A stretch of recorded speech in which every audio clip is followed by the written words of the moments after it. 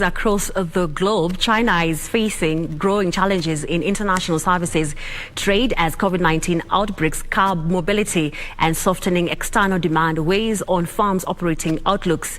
The outbreaks have restricted cross-border movement, hurting travel, construction and exhibitions. Here are the details of that story and more.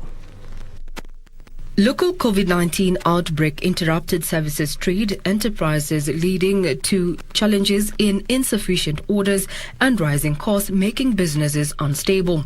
Vice Commerce Minister Sheng Quiping said in a statement that ahead of the upcoming China International Fair of Trading Services, small and medium-sized enterprises, which have relatively weak abilities to ward off risks, are facing greater pressure to survive.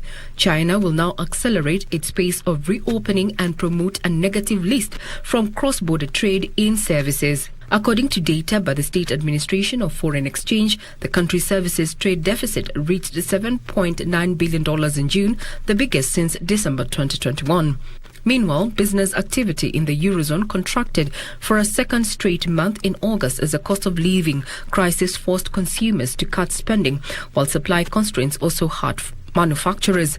The latest PMI data from the Eurozone point to an economic in contraction during the third quarter of the year. A PMI covering the bloc's dominant service industry fell to 50.2 from 51.2, only just above break-even and below the 50.5. Although services firms increased their charges at a lower rate this month, the output prices index remained well above the long-term average. Its reading was 59.9, down from July. Finally, General Electric workers at a plant in Alabama have launched a campaign to form a union for better pay and job security. The plant in Auburn, Alabama employs 179 workers. It builds fuel nozzles on a daily used by LEAP jet engine, which powers planes in Airborne and Boeing's company. And the Auburn plant experienced layoffs during the pandemic, which led to a 2-year slump in the aviation industry.